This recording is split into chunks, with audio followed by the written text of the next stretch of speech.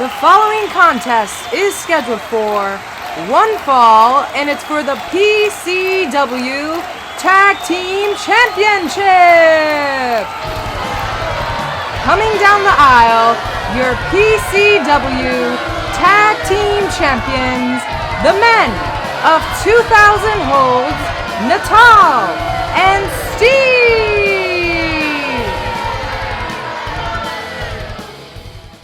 Hello, everyone, and welcome to episode 41 of Podcast Championship Wrestling, hosted by your podcast tag team champions of the world, the men of 2,000 holds, Natal and Steve. How you doing today, Steve? I'm doing pretty good today. It's a nice day out. Yeah, it's a nice day. It's sunny with a little breeze. Yeah. So it works out really well. You could get hot coffee or you could get iced coffee. Yeah, it's one of those nice, perfect days. You can wear shorts, you can wear pants. Exactly. The choice is yours. There's so many options. Just like there's so many options on finding the Podcast Championship Wrestling, the So Says Natal podcast, and the Fight Your Rival podcast on Stitcher, SoundCloud, and iTunes. If you want to contribute to any of those podcasts, don't forget you could email us at sosaysnatal@gmail.com. Follow us on Facebook, facebook.com/sosaysnatal. Instagram.com/SoSaysNatal, and the best, the one I use the most, the one I love, the Twitter @SoSaysNatal1. Don't forget to like, comment, share, and subscribe across all platforms. Algorithm. Now that all that's out of the way, we're gonna recap Monday Night Raw. No, we're not. Nope, not this week. Not this week. We're gonna try something different. Raw is Raw. And nothing really progressed to the point that we really need to talk about. Next week, different story, will be the go-home show before Extreme Rules. Yeah, before Extreme Rules. You know, some small things happen here and there, but nothing where it's really, we felt justified talking about it. Other major things happened in the WWE last week that we want to talk about. And one of the main things is the release of tons of their wrestlers. It was a good list of people that got kicked out of the WWE. Yeah, they cleared out a nice bit of their roster on Friday. I mean, a lot of these people that we're going to name off, you kind of see why, but yeah, it's always crazy when you see that many names get released at once. So starting off the list is the one I'm most upset about, and that is Hornswoggle. Oh yeah, I know. It was so sad. He had so much potential, a future world champ, and you knew it was coming, and they just never did. He was Vince McMahon's son, and then didn't he hang out with like the 3-man band for a while? Yeah, he hung out with them for a bit. Yeah, I mean, whatever. The Hornswoggle's gone. No big loss. Yeah. I guess he served his purposes in comedic roles, but he was never anyone that I ever found really funny, and I never cared whenever they did anything with him in the ring. So it's just all right later. No, I agree. I totally concur. But the funny thing is, I have a Hornswoggle figure because that's what allowed me to get Seth Rollins and Paige's autograph and allowed me to meet Kevin Owens. So if it wasn't for a Hornswoggle figure, I would have never met Kevin Owens. You got a Hornswoggle figure because of your love of the movie Leprechaun. I love that movie. That was a good movie. All right. And, you know, Jennifer Aniston was in the first one. No, I'm talking about the remake, the WWE motion pictures. Oh, I didn't see that one. Yeah, I bet it's vomit. Oh, I'm sure it is. Okay, next one. Say it to my face, and I bet they did, and that is Alex Riley. I bet they didn't. He got it in like a text message or something like that. He sucks. You think they didn't even give him that much? He was like, say it to my face. They're like, check your messages. Yeah, they're like, hey, get out of here. Who are you? I feel like the biggest loss for me with Alex Riley is like, oh man, his theme song. Yeah, his theme song is great. I mean, I didn't watch him before. When I started watching, he was already an NXT announcer, and then Kevin Owens beat the crap out of him, and he was like, I'm out of retirement, and then he got the crap beat out of him again by Kevin Owens, and then he left and came back, and it was his time, and nothing happened. Yeah, it was his time to leave. I mean, it seemed odd when they brought him back after he'd been gone for so long. It was kind of just like, really, Alex Riley? He wasn't that great when they had him in the commentator role. No, he really wasn't. And he didn't really blow me away in the ring. Like, I'm not even trying to make a joke. Like, the thing I'm going to miss the most is his theme song. It's not the greatest song in the world, but I think it's a good wrestling song. Oh, it's a really good song. So, see you later, Riley's theme song. Yeah. The next person on the list is Santino Marella. Yeah, that's a shame. I mean, Santino retired in, I think, 2014 because of his neck. So he hasn't really been in the ring anymore. I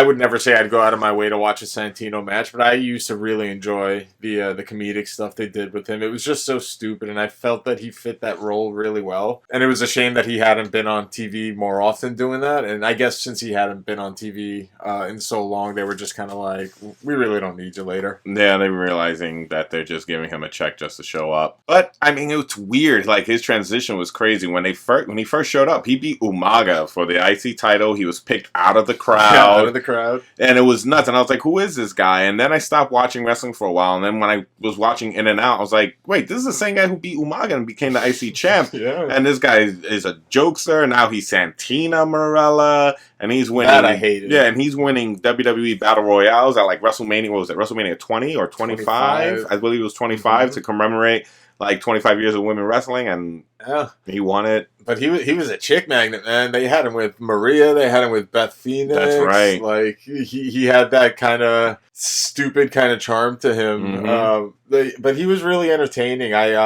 I always hated the Cobra. Like the move itself, I thought was stupid. But I love the setup. The delivery was good. Yeah, like the hand smacking, and then like later near the end when he pulled the sock out, that was the Cobra. I always got a kick out of that. So Santino always entertained me.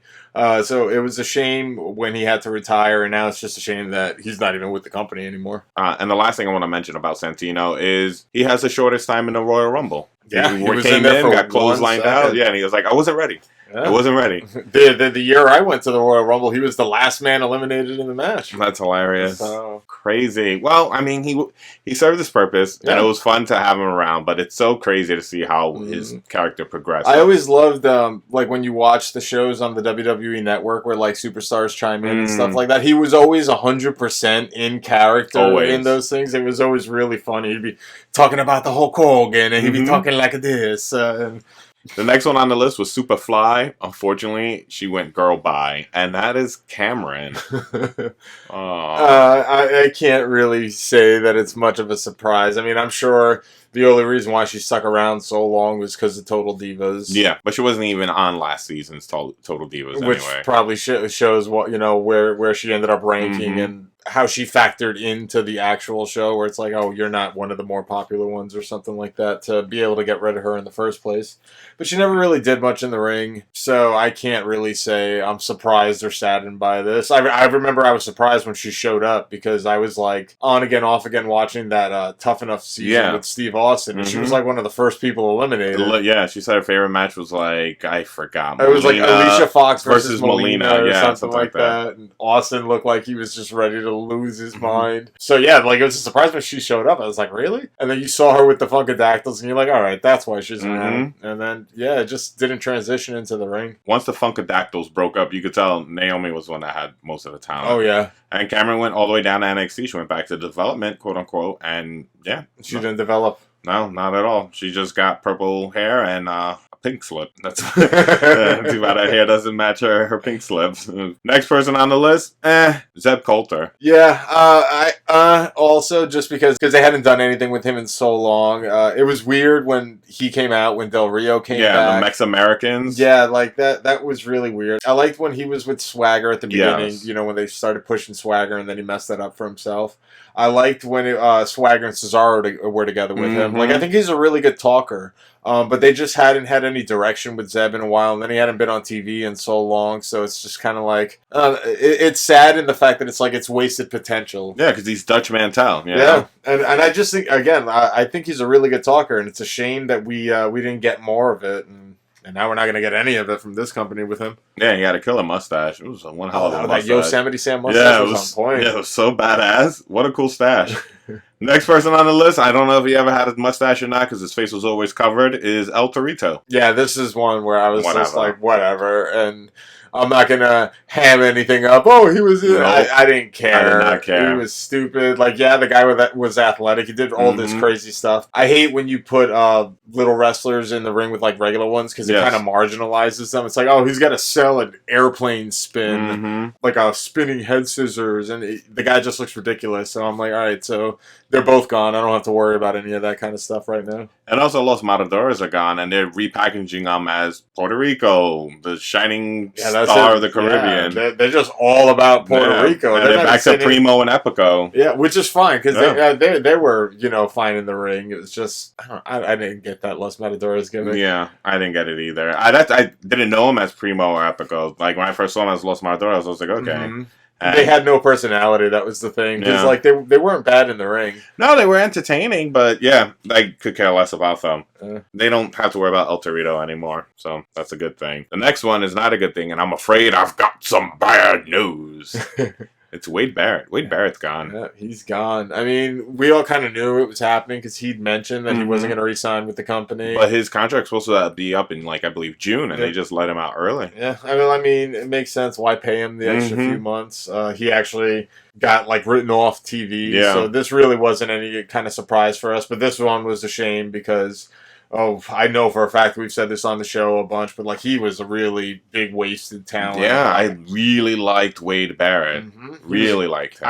I thought he was a really good talker. He put on good matches. I really liked him a lot at the beginning with Nexus. The only problem I had when he was a part of the Nexus was his finisher. I hated the Wasteland. I thought he just like put you on his shoulders and slammed you down. I just thought it was a dumb finisher. But yeah, a really good talker, and they would always have him talk a big game, and then he'd fight the big match and lose to Cena, lose to Orton. Eventually ended up losing credibility. And then injuries plagued him a lot too whenever he started to build steam. But yeah, it's a shame that Barrett's gone. Hopefully he shows up someplace else though. Yeah, hopefully not TNA or Impact. Hopefully Ring of Honor or something like that. But yeah, it's a damn shame. And what killed it for me, because I didn't really watch it during the Nexus and everything. I already saw him. He was Bad News Barrett with the full beard and everything. And then he went to King Barrett, and it just went awful. Yeah. And then I thought they were going to do something with Cosmic King, but they didn't. And then they made the Cosmic Wasteland, and nothing happened to that. Nothing with that either. And, you know, it's just a really big shame that Wade Barrett's gone. But I wish him nothing but the best in what he decides to do, if he continues to decide wrestling or doing something else. Yeah, even if it's not wrestling, you wish him success. Like, if he wants to be a salesman, you're like, I hope he's the best salesman. I hope he's the best salesman. I'm afraid he got bad news for the competition. You know? He's like, I'm afraid I got some bad news. We're the number one in our region now. Like, let's just do it up, Wade Barrett. Sell that stuff. And the last person that's actually could run a business, could do anything, because he is a genius. He is smarter than you. Damien Sandow is gone. So frustrated about Damien Sandow being released. Yeah, like, I mean, granted, they hadn't done anything with him in so long, but we really liked what they were doing with him when they were doing something with him, so it is a shame, and he is another one where you're like, oh, this is all this potential gone. He was so good. They gave him utter and complete crap when he was just like a different character every week, and he was he found a way to make it work. When he was the Miz's stunt double, it was dumb, and then he found a way to make it work, and then there was no big payoff for that when like the crowds were going insane for him, and then he just kind of disappeared. It's a shame because he was really entertaining in the ring, and I loved him on the mic. It was a really big shame, especially, obviously, you know, didn't help also was Hulk Hogan, a whole scandal, because he was, you know, Macho Mandow for a while, and that was going for a while, and I was like, well, at least we have this. But yeah, Damien Sandow's so great in the fact that I bet you they had no idea what to do with him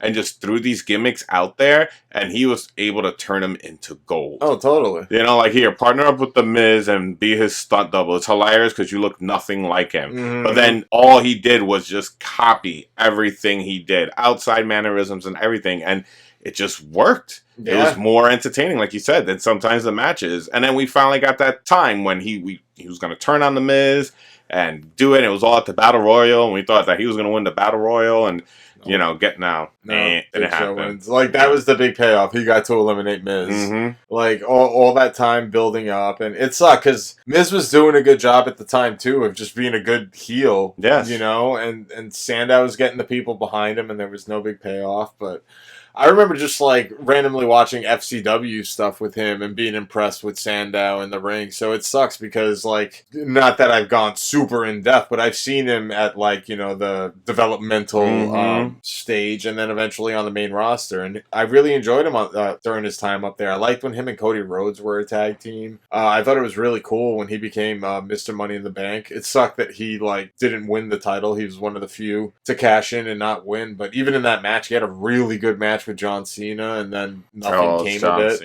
Yeah, Cena was the champ at the time, and he didn't cheat cash it in. He legit cashed in the Money in the Bank and had a real match. Wow. See what happens when you try to be an upstanding citizen? Yeah. You get released from the WWE. Crying shame. Yeah, I hope he shows up somewhere else at some point down the line. Again, I usually say not TNA, mostly because I don't watch it's a pain to get cable wise. I like to see him in Lucha Underground just because it's such a weird alternative. I like to see him do something super opposite of what he's doing right now. That'd be really interesting. And back bringing it back to the whole FCW days, I remember when I was watching some of it on YouTube, and he won a medal and treated it like a title. He would always put it up and show it off and stand on the ring apron and make sure everyone, took in that medal. I thought that was a weird concept. What was the name of that? Because they treated it like a championship. I forgot. It was like Top Prospect or something like that. Yeah. Don't quote me on that, podcast people, but something like Top Prospect or like Hottest Rookie or something like that. Yeah, and they'd announce him as it and raise it. I think like the matches always had a stipulation where like there was a time limit to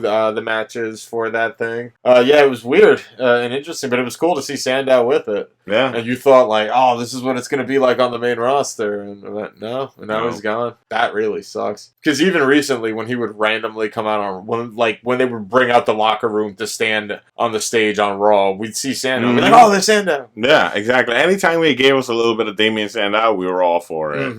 No matter what. We're like, oh, cool, it's Damien Sandow. It works for us. Yeah, it's a shame. It is a shame, but, they got to make space for all these new people. All these people that have made it up to the main roster, or they've just, got from Japan, like the club. I know you love that. Yeah, let's talk about the club real quick. Speaking of which, we're watching Luke Gallows on the screen right now, rolling with CM Punk. Yeah, with CM Punk and Serena, I think Punk's hair's on the line against Mysterio. And his hair looks fantastic. Yeah, this is when he looked like Jesus. Yeah, he does look like Jesus. This is Extreme Rules 2010? Yeah, so 6 years ago, watching Extreme Rules.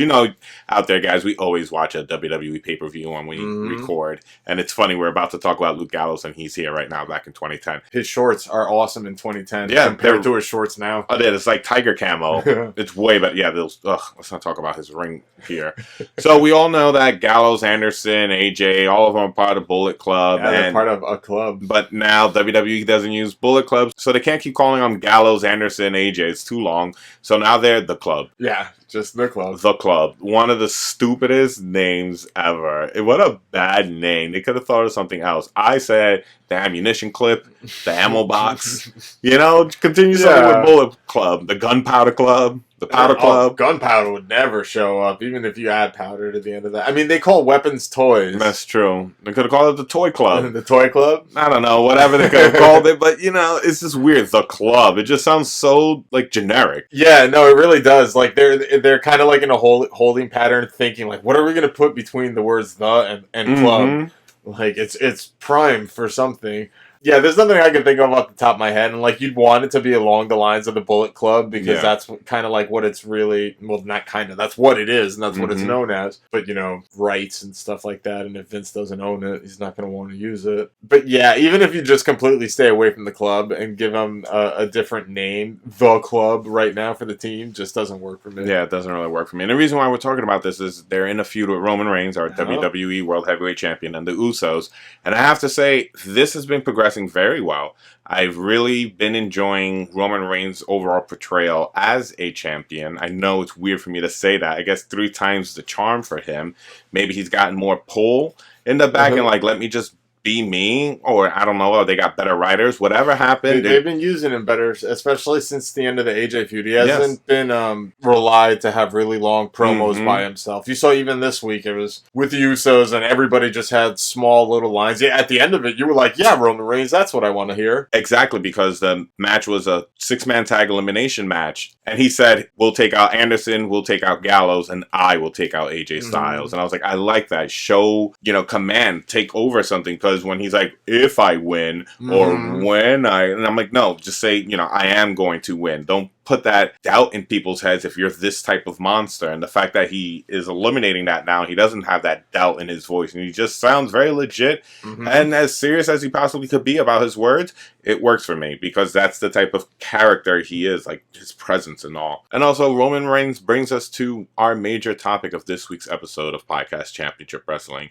And that's our favorite big men in wrestling. Now, it's hard to really define big men in wrestling. It could either be giant people 6'8" and up. It could be really wide, massive people 300 pounds and up, and they're not necessarily 6'8". But for us, it's a little bit of all. It's a little bit of both. Yeah, that seems to be what it is too. Because like we were really trying to figure out like, oh, well, are these guys big men or not? And names were showing up on a bunch of different things we were looking at to try to compile this. So I think big men is all of that. Yeah, I definitely agree. Because most of the names that we had on our list, we were like, yeah, that could be considered big men. And of course, people are going to expect us to talk about possibly two major ones. And I guess we might as well.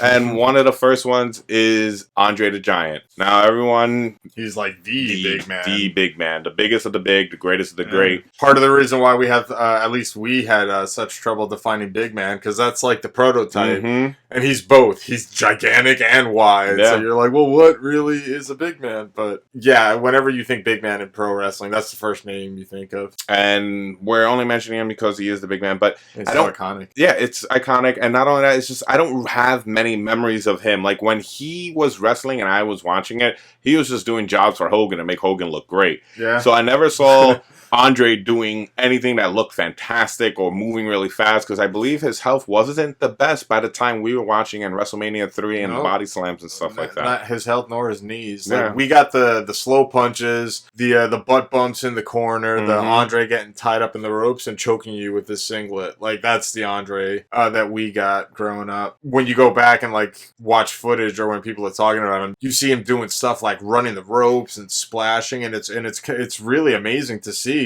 But we wouldn't put him on our personal list just because we didn't really see that. The next person I want to talk about, I actually said earlier to you, Steve, that I didn't want to mention, but we have to mention him, and it's that idiot Goldberg. But I see him more as like the powerhouse, not the big man. Good, then we don't need to talk about him. I just feel he's just super overrated. I think you just wanted to talk about Goldberg. Well, the reason why I also put him under the category big man is because there are other wrestlers that are on our list that he's gone toe-to-toe with, and he's kind of the same height and stature, but I feel like he's one of those wrestlers that showed up and really wasn't there for the love of the business. You thought, he was just there to make money. Yeah, he's there to make money. I don't have the disdain for Goldberg nearly as much as you do. Like, I don't love him by any means, but I don't hate Goldberg. But even if we're talking like biggest big man, he was a big man, I wouldn't consider him anything spectacular by any means, you know? But some people will. Most people, like your casual wrestling fan, always remembers Goldberg, and they always talk about him with such praise. Oh, yeah, and there's still people who, like, talk about, like, they want him back, and why? Why do you want to see Goldberg wrestle again? Yeah, if you want to see him wrestle again, check the WWE Network, and then you'll wonder why you would want him back now. I mean, he's nowhere near in the same physical shape as he was back then. But I just thought we needed to mention him, because we already mentioned Andre. So you wanted to get some of the names that are talked about very in high esteem out of the way that we don't necessarily consider. Exactly, because, just in case there's people out there and they're like, well, you forgot about this person, you forgot about that person. It's not the case. We're just talking about the ones that we like the most. Yeah. This is no official list. This is no best. This is big guys that we like. And the first big guy that we like that we're going to talk about is... Oh, we're not going to tell you right now. You're going to have to wait after this quick commercial break. Sneaky. Super sneaky.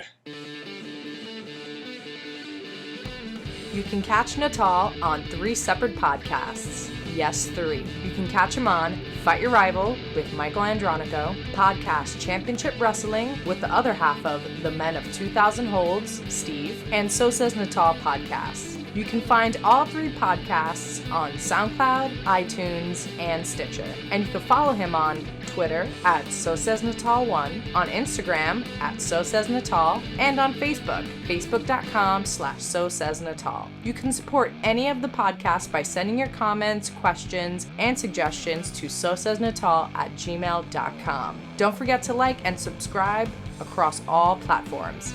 You have just been educated. Welcome back to episode 41 of Podcast Championship Wrestling, hosted by your podcast tag team champions of the world, the Men of 2000 Holds, Natal and Steve. Now the wait is over, people. You can finally breathe again. We are going to find out what the Men of 2000 Holds consider some of the best big men of all time in wrestling. Yeah, which I found pretty odd when you brought this up to me, because you're not normally a fan of the big guys. I'm not, and it was really difficult to really think about people. Like we said, we had to do some research. Usually it's like, oh, who's your favorite, submission expert wrestlers? Oh, boom, boom, boom, boom, boom. No problem. Yeah, big men, that's not my type of thing. I like wrestling. I like to be entertained. Like, yes, feats of strength and throwing people and doing big moves are entertaining, but sometimes I need a little more. I am that submission guy. I love submission wrestlers. So I wanted to do something unorthodox, something outside the box, something that we probably wouldn't be as comfortable talking about. And I said it's inspired by Roman Reigns, which is weird. I didn't think that he would assist me in my podcast at all in any way, shape, or form. We usually just decimate everything that he does, on this podcast. It's usually pretty second nature to us at this point. Yeah, and this time around it's a little odd. So, we're going to give credit where credit's due. I normally am a big hater, but this time around, I'll give him a little credit. Credit? Yeah, and he gives us something to talk about. Yeah, that's always something good. Compiling this list, some of them came fairly quickly, and then it was really a matter of like, wow, who else do we really like? Because, I don't not care for them as much as you do, but just like you, they're not my favorite. Yeah.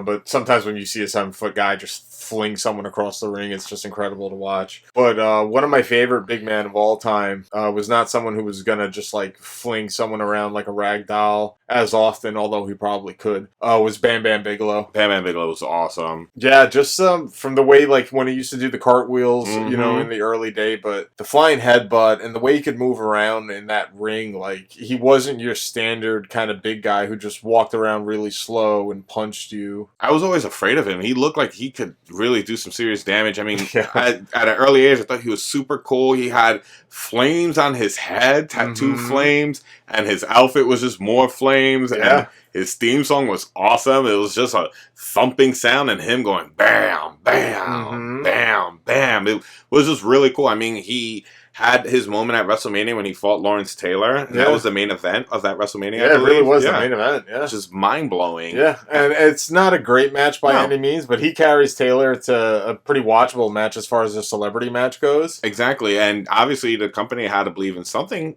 about him for him to be able to hold someone like that. Yeah, because even the name appeal for Lawrence Taylor, it was a couple years after Lawrence Taylor was that big a deal, and to close WrestleMania, you have to have a lot of faith in Bam Bam, and I think Bam Bam had earned it because he was really good in the ring. I always remember, and this isn't even me just like being the super Bret Hart fan now, like he had fantastic matches with Bret Hart. Yeah. Like they always worked so well together. And that's just on the WWF stage. Like I didn't love him in WCW because of the way they used him, but in ECW, he was awesome. He was like a force to be reckoned with in ECW. I really enjoyed his time in ECW. He's just really good. Like we said, he's one of those guys that doesn't fit the mold. He is the height and size, but the movements and speed were just super enjoyable. And I loved him when he was with his main squeeze, Luna Vachon, also. Yeah, and they worked really well together. They really did. Let's not talk about the whole doink and dink thing.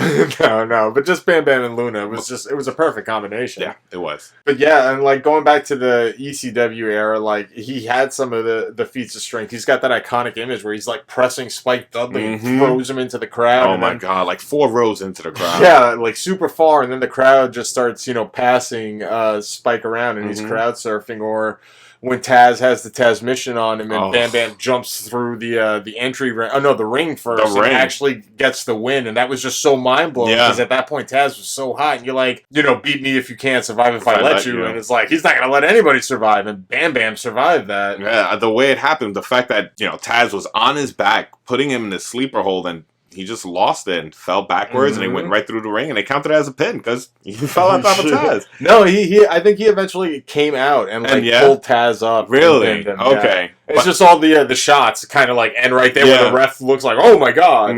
Like that's usually where most of those shots end. But yeah, he was just really good. Like he wasn't the greatest talker, he just screamed, but that was all you needed because he was just so intimidating looking. But again, just not your standard guy in the ring, moved around well. Aside from the diving headbutt, he had that weird like moonsault that he used to do. It was like that weird like crescent moonsault. It was like a weird angle, but yeah, I did enjoy that. Yeah, it wasn't like complete like head over feet, but still like for his size to see someone like that moonsaulting off the ropes, it was just like, oh my god, this is ridiculous. Yeah. And also he was in that awful movie, I think it was called like Renegade or something like that, where Lorenzo Lamas, he plays like a biker in the movie. He was in a couple. Wasn't he Married with Children for a while as well, I believe? Was it? I know King Kong Bundy was, who's not on our list, by the way. He's not on our list, but he is a big guy, but not on our list. Yeah, he was part of Peggy's family. Yes, okay, it was King Kong then. Since we're already talking about big men wrestlers that made their way on the silver screen, we might as well talk about Vader. He was Boy Meets World. I think he was Corey's favorite wrestler on Boy Meets World. Yeah, and he was like the dad to one, like the big kid in high school. That's right. So look at that. He was a father and a wrestler. He was fighting Jake the Snake for the WWF title on that episode of Boy Meets World. I need to rewatch that episode. Yeah, too bad that was something that never happened. Jake the Snake was never champion. I think Vader was the champ in the show, but it didn't matter. They're not sticking with storyline. It's whoever they could get for Boy Meets World.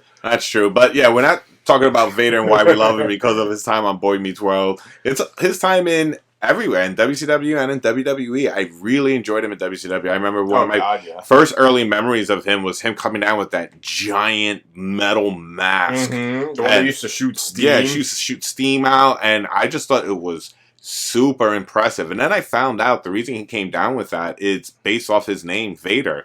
That's what that entity looked like, and he wanted to capture that entity's look, but he said it was super heavy, that he could barely see through it, which must have been really hard, but hey, he pulled it off, and it's Vader. Come on. And he was intimidating looking as hell, and he was a big guy that I remember, it wasn't even his punches, it was his forearms. When he would hit you with his forearms, it always just looked so brutal and impressive, and it was like, I'd never want anything like that to happen, and then we just know he's a super badass. The stories about like his eye getting knocked out of socket in the middle of a match with Stan Hansen, and also him knocking off Mick Foley's ear in the middle of a match. Like, Vader's done a lot. He's pretty much done almost everything you could possibly think of, and I love his song. You know he's coming because it's time. It's time. Yeah, it's Vader time. And the V's, you know, I thought he was a big Star Trek fan, but you know, that's just his sign, and it was just the sign for Vader. But yeah, he was like an intimidating because he was everything. Like, he was cool to look at.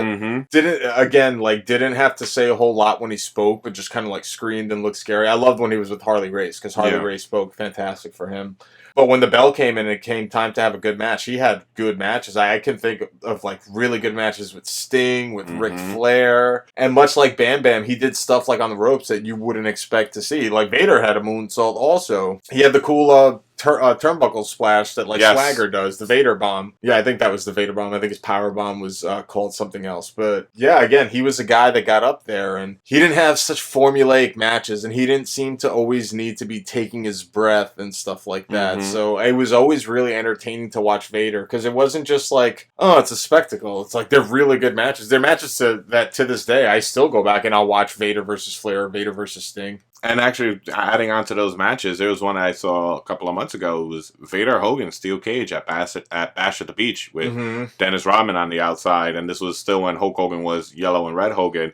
And it was a good match. Vader really... I had more fun just watching Vader in the match than Hogan, because we all know how I feel about Hogan. Yeah. And the last thing I want to talk about with for Vader is I also like the fact that he did wear a mask, but he would take it off if needed or during the matches. And it wasn't like a big like luchador thing, or most people who wear masks, you know, they never take it off. It's super sacred. Like, he wore it, but sometimes he would remove it. And I just thought that was something very interesting. It helped add to the match. It made it more intense. Like, at this point now, when like wrestlers drop the straps, the crowd kind of like plays into it and like, oh, so it doesn't carry that weight. But there was none of that kind of like almost having fun with it feeling when Vader took his mask off. So yeah, and he would always just kind of like slam it down and stuff. But yeah, he was a really entertaining big guy. I feel like I wish they did more with him in WWE, because like while his run there wasn't awful, it was like they didn't really do a whole lot. I remember him having a pretty decent match with Shawn Michaels at SummerSlam that year, where they had like all the kind of wonky finishes where it's like, oh, Shawn's trying to keep the title, and Cornette would ask asked for the match to get restarted. It was basically the end, the middle of AJ Styles Roman Reigns. There you go. Sounds very familiar. Yeah, they basically did that in their SummerSlam match, but they had a pretty good match together. So I guess moving from, I guess you would consider these like names people would talk about. Here's like the one name that you need to talk about, and we would talk about just because we love him, and it's The Undertaker. Oh, dude, I thought you were going to save him to the end, but we might as well talk about him right now. Yeah, he was next on the list. I'm just kind of going in order here. Fine by me. The Undertaker, what can we say? I mean, he's been around for so long. He's changed his character in so many ways, and with changing of the character, changing of his moveset also, they all feel different. They all feel like standalone wrestlers. And my favorite look of Undertaker, I've said it before many times on the podcast, is the original one. But my favorite like moveset of Undertaker is like the whole WrestleMania 21, 22, 23 Undertaker. That's my favorite moveset. Where it's Undertaker. Like a combination of the Dead Man and the Badass movesets. Exactly. Like having everything from the Last Ride to the Hell's Gate to walking on the ropes to the Tombstone Pile Driver, like all of that in his repertoire, the whole like fisting and punching you a lot in the corners, and you know that beautiful dive out of the ring onto the outside. Yeah, when he clears that, it's awesome. When he like just makes it, it's so scary. It's so scary, but it's still super impressive for him to do something like that. That's super impressive. Even like he's got that running diving clothesline that he does in the ring, like for a big guy to get up and you know, get his legs over his head. You don't really see that very often at the time, so it always stood out, and it still looks, you know, impressive whenever he breaks it out. But yeah, like you said, he constantly evolved, because at the beginning he was more of a spectacle. Like I wouldn't put an Undertaker match on because I'm like, oh, this is going to be a good match because he's going to choke you for 5 minutes, do the awesome walk on the rope, and then the tombstone, and then that's it. But yeah, it was really around like, I guess, pre-Attitude Era, like when him and Brett and Shawn were feuding, like the beginning of Kane showing up, like when he had the tier. Okay. Like, I feel like that era was when the moveset started to get a little bit more refined, and that's when, like, the jumping clothesline in the ring came, and then diving over the top rope. But just the way he would move, like, you know, we'd always complain, like, oh, Hogan whips you into the ropes and then just lifts his leg. Undertaker would come running at you with that big boot, and it was always super impressive. Even when he does that combination where, like, he'll do snake eyes, where he's got the guy on his shoulder and drops him on the turnbuckle, and then runs the ropes and takes his head off with a boot. Like, just to do it so fluidly the way he does, to drop the guy, run, and then come and boot. It's got to be tough when you're 6'8", 6'9", you know, whatever Undertaker is. And he makes a lot of these moves look fluid. And it's funny, we almost didn't put him on the list because he doesn't act like a big man. Like, it's that's why he's on the list. He's one of those exceptions to the rules where we're just like, yeah, he has the height, but he doesn't move the way I expect. I mean, he has submission moves. Like, and I think that's really awesome. You see, most big men don't have them. They rely on their height or their weight. Or their power. Their power, and that's it, one and done. But, you know, even Undertaker's like, sometimes that's not all, you know, sometimes you need a little more. And he got the Hell's Gate, which is just really cool. I mean, we could talk about Undertaker for hours and hours. I mean, his undefeated WrestleMania streak until Lesnar showed up. But still, 21 before the one. Very impressive. Very impressive. And granted, a lot of the matches at the beginning of the streak aren't anything you want to go back and rewatch. Chloroform matches and stuff like that. But once you start getting down the line, like past like 10-0, you get some really good wrestling matches. Not just like good Undertaker matches. You get like some damn fine wrestling matches. Yeah. Just, you know, like the match for WrestleMania 25 against Shawn. Oh my god, spectacular! What a great match. And it's just awesome that he evolved so much from just choking you and yanking at your face to being able to put together these fantastic matches. And he's just also really good at like false finishes. He's so good at kicking out like right before 3. Not only that, but we have him to thank for like coffin matches, buried alive matches, Hell in a Cell. Hell in a Cell, I'll thank him for. I don't know about the other two. I thought coffin matches were cool when I was growing up. Like when we was fighting Yokozuna, I was like, that's a big coffin. I was like, geez, that must have took him a long time, because I thought it was cool. They always show him in the shop, and Paul Bearer, he's making coffins. And, you know, Undertaker would say 1 or 2 lines He's like, cedar or pine. And I'm like, which one is he choosing? So I loved casket matches and, buried alive matches because those were the times when he was fighting Mankind. And I was like, yeah, he's just going to murder Cactus Jack with the mask. And no, Cactus Jack with the mask, aka Mankind, was beating him to that iconic image of him with his hand coming out of the ground, after he was buried alive. And you're like, oh my God. So, yeah, those matches, maybe the stipulations aren't as impressive as Hell in a Cell. Yeah. But they were still entertaining nonetheless, and we have him to thank for that. And I always liked in the early casket matches, they played up the fact that Undertaker made the casket. Yeah, I thought that was awesome. Yeah, that was cool. So that's how good of a big man he is. Not only did he evolve as a wrestler and just put together really good matches, he had so many different kind of matches surrounding him, too. Mm-hmm. And since we're already talking about The Undertaker, the next big man on the list is his demon brother, Kane. The one who showed up on the first Hell in a Cell when Undertaker was fighting Shawn Michaels and ripped the cell door off and stood toe to toe against his brother. And from from there, we got Kane, also another wrestler who's been around for close to 18 years, maybe 20? Something like that, yeah. Somewhere around there, and his character evolved a lot too. One of the funniest things was when he finally removed his mask because they said that he had scars and Undertaker burned him, and when we finally took it off, he just had like black soot on his face and a jacked up haircut. Yeah, his haircut looked like Twiggy Ramirez during the Smells Like Children Marilyn Manson album. Look that one up, people, if you don't know what I'm talking about. But yeah, I was like, really? That's him? That's what happened? Yeah, I remember that was just so anticlimactic. It was just so sad. Really? Yeah, Kane I really enjoy, especially after like his first couple of years there when kind of like when his suit evolved into like the tank top, because then he got really mobile and his flying clothesline off the top turnbuckle is just such a pretty thing to watch. The way he gets height up there and comes and hits the guy and like rolls when he comes down. He moves around really well for a big guy. Undertaker moves around really well for a big guy, but when you're watching it, you're like, he moves around really well for a big guy. Mm-hmm. When you watch a Kane match, I feel you forget that Kane is that big. Yeah, the way he moves around. I only realize how big he is when he's standing with the Undertaker and they were like the Brothers of Destruction and stuff like that.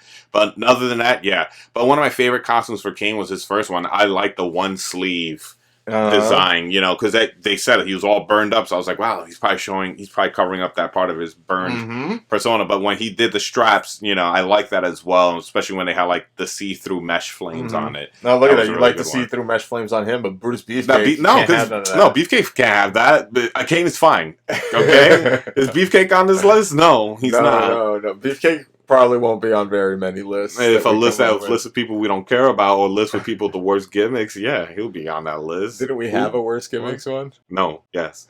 No. Anyway, let's get back to Kane. Let's stop talking about this Beefcake with his meshed thighs. It makes me sick.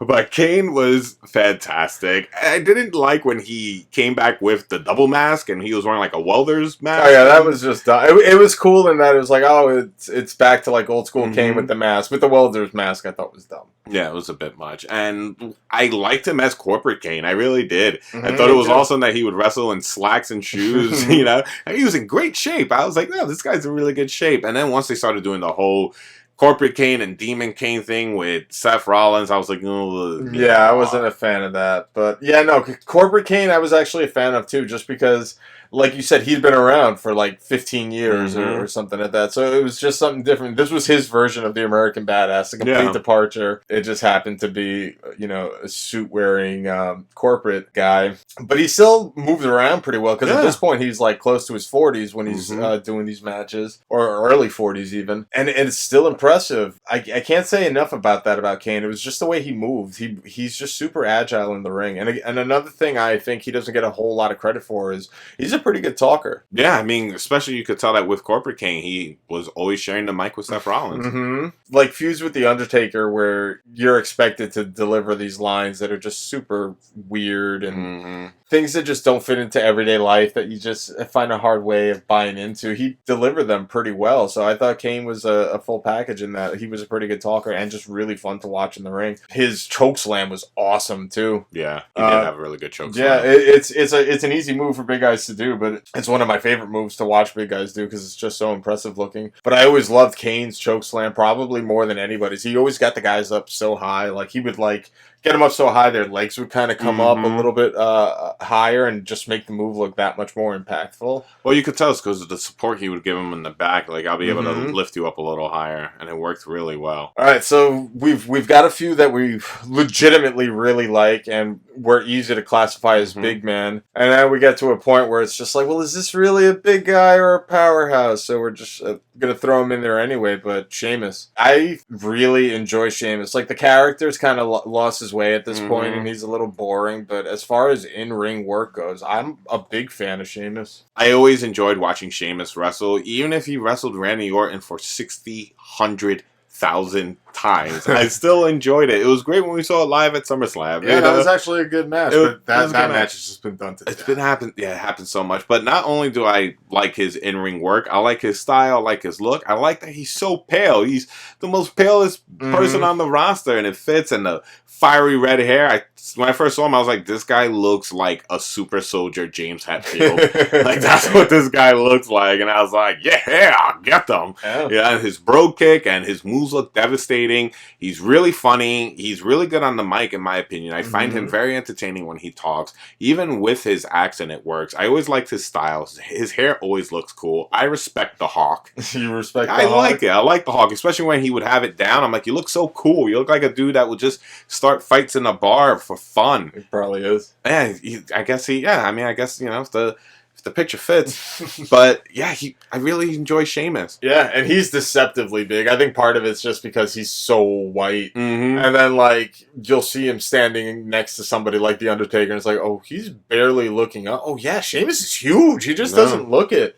And he doesn't move like it, because he's not super plotty either. He moves around a lot, and he's got an impressive moveset where it combines, like, power, but then it's not just like, oh, I punch you really hard or throw you really hard. Like, he's got that awesome Celtic backbreaker. Yes. It's a good backbreaker. Yeah. Even, I don't know the name of the move. It's a dumb name anyway. But when he's got you in the ropes and he's pounding you on the chest 10 times, it looks so brutal and sounds so brutal when he does it. But I think he's, very entertaining, just like you. Oh, thanks. I'm glad you find me very entertaining. Yeah, the two of you just entertain me to so entertaining.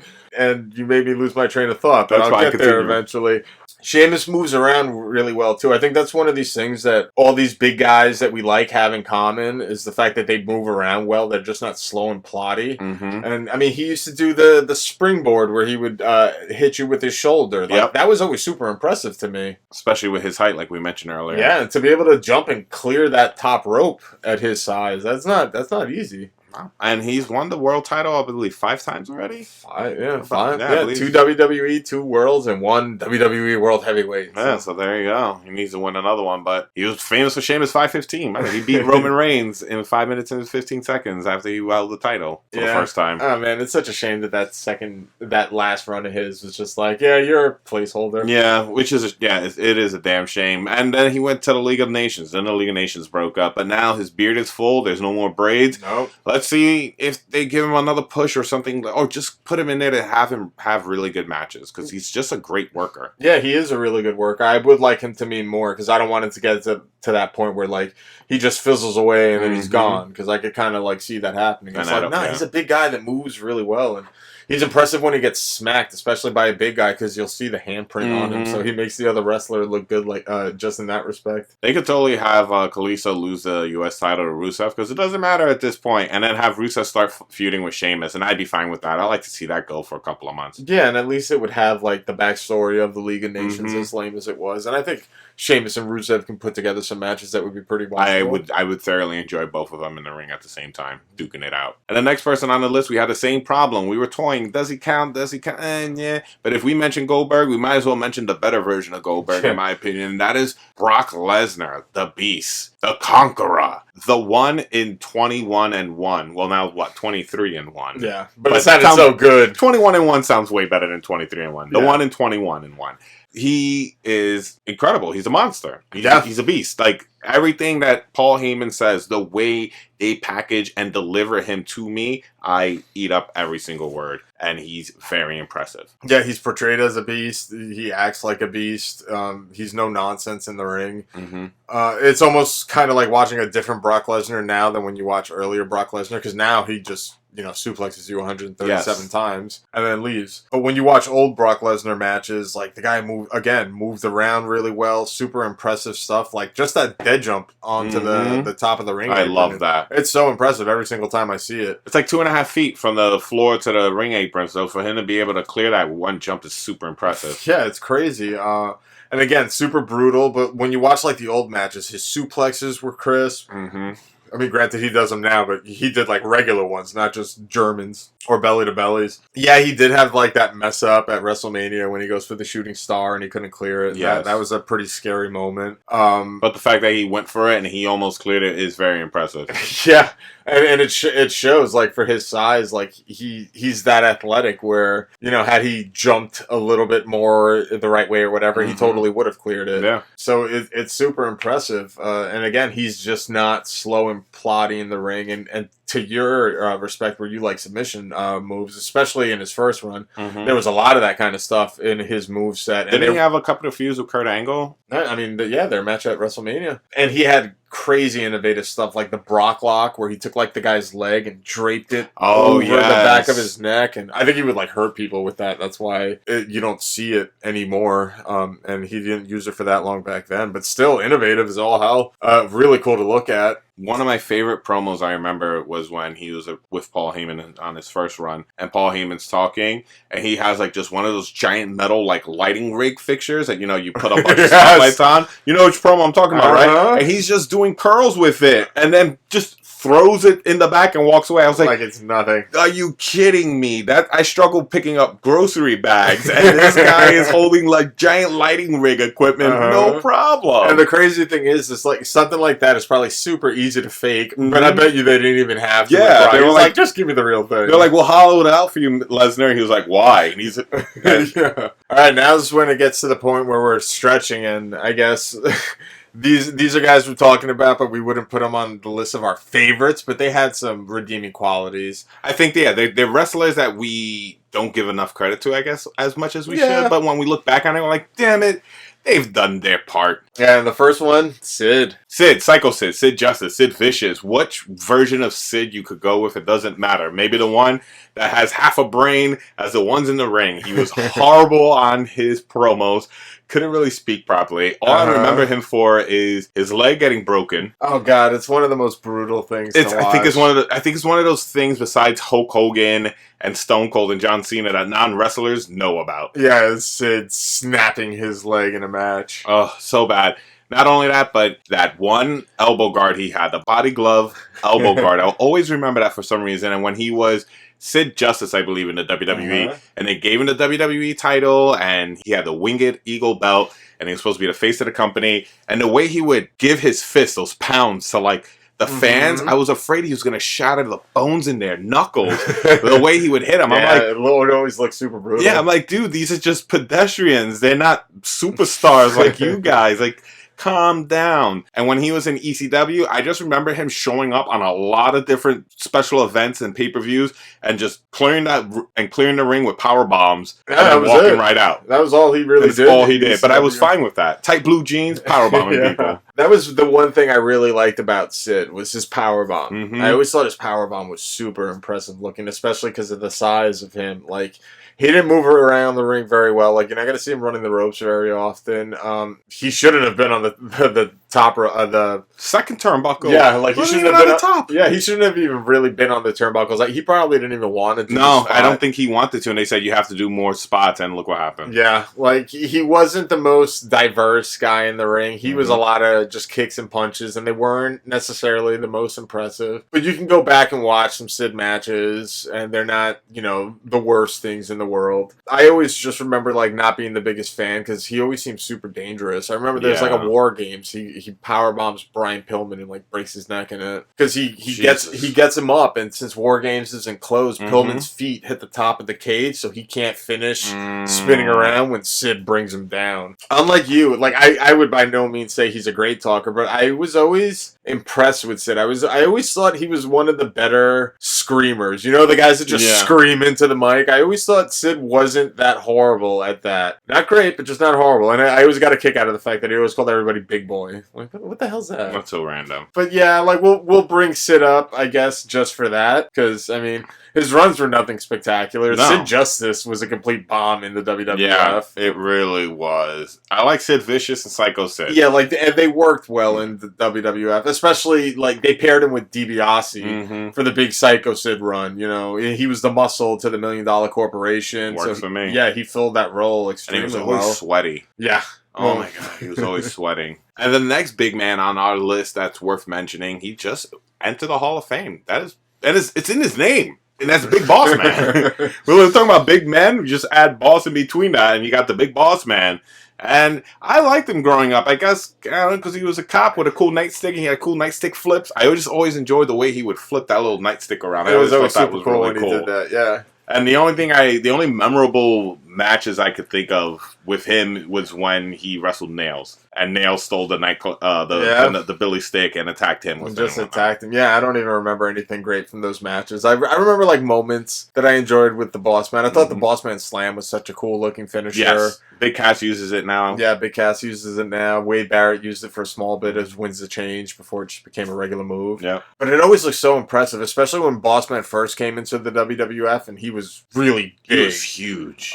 Because he definitely trimmed down a lot in his time there, and it was really impressive. And he was able to slide around and run around the ring more. But yeah, that Boss Man Slam was just ridiculous, and splashes and stuff like that at his size. But he never left like the biggest impression on me. I never blew my mind over him, but he wasn't awful. No, he wasn't. Like I said, I enjoyed him as the Big Boss Man, and I liked it when he came back again in the WWE. Was he just Boss Man? I think he was just the Boss Man. And I liked him like that because he was like Shield before Shield. He was wearing, the vest and the cargo pants. He was all in black. Gear. Yeah, he had the SWAT gear going.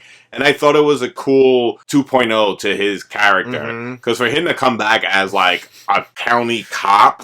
Yeah, it'd be a little ridiculous, especially in 1998 or whatever it was. No, he should be showing up to bachelorette parties just like that, not the WWE. So the fact that they put him in that SWAT gear worked really well, and they gave him a little more longevity for him. So I guess just because of that, Boss Man will fit there. Yeah. But and we said his name is Big Boss Man. His name is Big Boss Man, so we just kind of had to throw him on this list, but I really don't want to talk about him anymore. So I'm just going to move on. Go ahead, please. And we're going to talk about Big Show now. Oh, another person with big in it. Yeah, another guy with big in it. He's the guy that most often gets compared to Andre because of his size. And Didn't they want to push him as Andre's kid? I think that, I think that was how he showed up. Like, Hogan was like, I feel the energy, man. Like, he's from Andre, man. Something dumb so like stupid. That. But that was when it was like the Dungeon of Doom, yeah. and everything was just so cartoony and awful. But yeah, I mean, since we're talking about the Dungeon of Doom era, that's when he's almost the most impressive to watch, because he's flying around that ring. Like, he's running those ropes a lot. Very skinny. Doing stuff like missile drop kicks, and I'm not talking about like a drop kick from the mat, like missile drop kick, climbing on the turnbuckle and jumping off, just super impressive. And then eventually, he gets the moniker the Big Slow because his matches did get very slow. Very slow, very tiring. And it's a shame because on his first night, he beat Hulk Hogan for the WCW title. That's big, for someone to come in like that, come in that strong into their wrestling career. And then when he transitioned, into the WWE, he was Paul White. He came out of the ground when Stone Cold and Vince were wrestling, and Stone Cold ended up winning because I believe it was a Hell in a Cell match or a Steel Cage match. It was a Steel Cage match against Vince, and he basically shoved Stone Cold so hard that he broke the steel cage, and Stone Cold was able to jump down and win. Yeah, but he's an impressive big man. I mean, he fell off the roof of the Joe Louis Arena in WCW, and look, the man's still walking around, and he's fine. Something that would have killed anybody, so how is he not one of the greatest big men ever? But yeah, it's almost a shame, the fact that, like, he's turned 137 times in the last 2 weeks,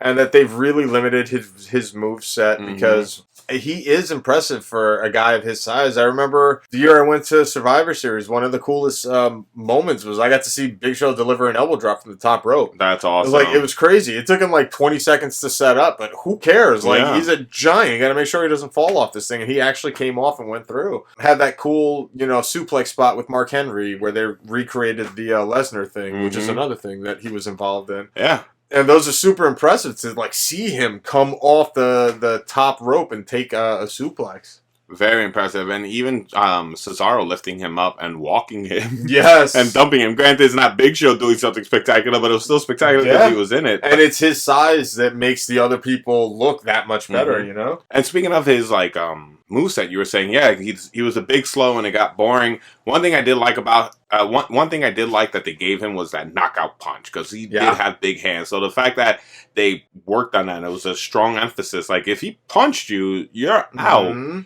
I really like that. And, you know, just like Bam Bam Bigelow, he had a feud with Floyd Mayweather. He was another big man that they had him show up and wrestle against their celebrity. Yeah. And again, it's one of those that works because, you know, this guy's a boxer. The build for it actually wasn't that bad. No, it wasn't. But I've actually never gone out of my way to see the match. Yeah, I never saw it. I don't really remember it. Yeah, like I've seen it in that it's been on, but either I'm doing something or I'm talking to someone else. I've never actually sat down and watched that match, and I'm fine with it. But to what you're saying about the knockout punch, it really works for him too, because you figure a guy that size, you're like, hell yeah, chokeslam. I've never been the biggest fan of the Big Show's chokeslam. No. Especially in WCW, because it was always very much like, well, his knees are hitting before he even drops the other guy. Yeah. So it never looked as impressive to me, especially the way it should, considering his size. There have always been moments here and there where, like, I really enjoy something by the Big Show. Again, he's been on the butt end, I guess you'd call it, of, like, entertainment things for me, because watching him get the AA or the F5 done to him, like... breaking the ring. Yeah, they're super spectacular. Like, watching him take moves that a normal guy would take makes it so incredible to watch. So I guess Big Show deserves to be up there for that. I think we want to give him a little more credit than the WWE actually does. So yeah, he's done a lot and he's been impressive. And speaking of big men who've done a lot, and not really that all impressive, but they've done a lot, mainly outside the ring, and I guess having say in destroying a company. And as Big Sexy, Kevin Nash himself, Diesel. Kevin Nash, I liked him as a big man. I loved his look. I always thought he had some of the greatest hair I've ever seen a human being have. What beautiful hair. He was funny.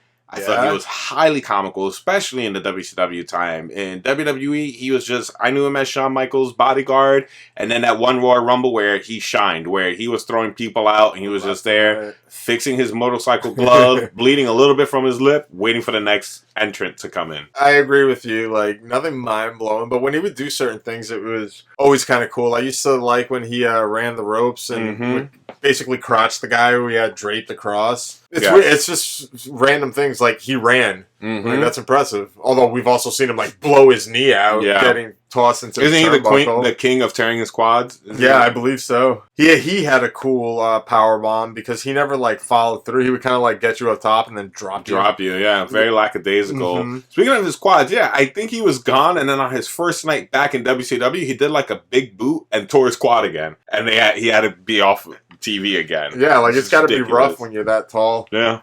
But yeah, when it comes to the talking aspect, I agree with you. I was always very much entertained with Kevin Nash. Everything always seemed really natural, almost kind of like an "I'm better than you" vibe from it. I'm sure a lot of that is probably true. Yeah, it was that was a shoot. That's a shoot. But I enjoyed Nash. I'd never go out of my way to watch a ton of his stuff. No. But there were moments. It was always super impressive. I remember when he fought Rey Mysterio in WCW because he threw him around like a toy. I remember him the size differential and him throwing him against a production truck outside like a dart. Yeah.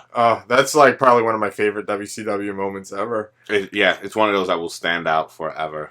So yeah, because of that, why not bring up Kevin Nash? And I mean, he did move around a little bit more than your normal big guys. He had different kinds of matches. They weren't always the same. Like if you watch his Survivor Series match with Brett, it's not the same like most other Kevin Nash matches that you've seen. So he was able to hold his own from time to time in the ring because for the most part he had a really limited moveset. Yeah, his moveset was super limited, and I said it before, the one thing I remember him the most is just his personality. It's one of those things where his personality and his charm superseded what he could do in the ring. Because I really saw him in the ring anyway, because his quads were always broken. But still, like the whole buy the shirt and like just all the NWO stuff was just so good. It was very entertaining. It made me glued to my television, and I really enjoyed it. Even the stuff that he did that was not funny in retrospect, but it was funny, I guess, at the time, like when he was making fun of Arn Anderson and his hand that he couldn't open his beers anymore. And and whatnot. But I always loved that stuff. I always loved when the wrestlers did those gimmicks where they would make fun of one another. Especially back then, like, you don't know that it's really pissing people off backstage that he's doing that. You're like, oh, he made it to TV, so it's fine, right? Yeah, it's fine, right? Like Katie Vick and Kane, and oh god, yeah, so like that's fine, right? So, but no, it's not fine. No. But at the time, I found it entertaining. I thought it was hilarious. Yeah, so I guess that's it for Nash, right? Yeah, there's nothing else to say about Nash. He wasn't that great, so we don't keep oohing an eye. No. All right, so this is the last name on our list. Normally, we kind of were like, "Oh, this is the last name," but we could have had more, but there's not enough time. I don't think we would have had any more. Like, this is the last of the list. It's like we said, the last like 5 or so. Also, we're like, we didn't really love, but like I guess more honorable mentions than anything else. And that would be Yokozuna. And this is, I'm talking about like his first run. Yeah. Not when he came back really overweight with like a beard and was just in tag teams. Yes. That first time around when he was doing stuff like, you know, the reverse crescent kick and even the bonsai drop, getting up and coming down, and his running leg drop, like, it was impressive watching Yokozuna. He was definitely more on the slow plotting side, but it almost worked. It's like there's so much high impact coming up behind all these moves. He needs to take a little breather. I always hated him because he had problems with Brett. And if you have problems with Brett, you have problems with me. And that's how I was as a kid. But looking back on it, I could see why he was such a problem for Brett.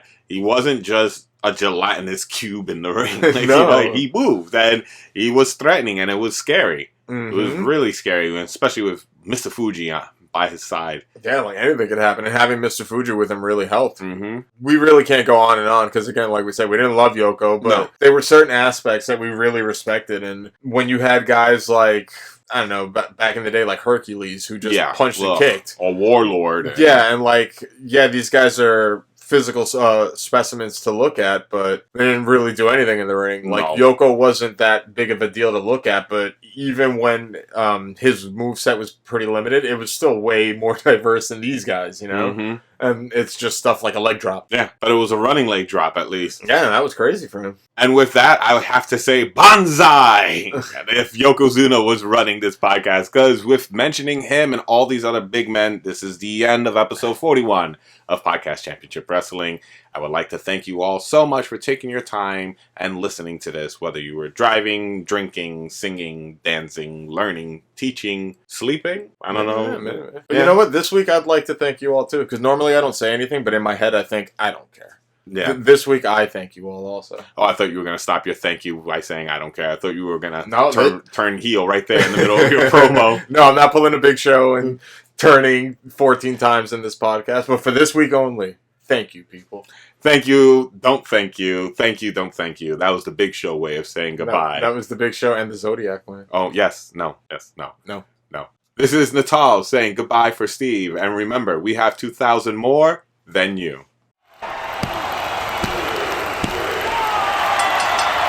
The winners of this match, and still PCW Tag Team Champions, the men of 2,000 holds, Natal and Steve!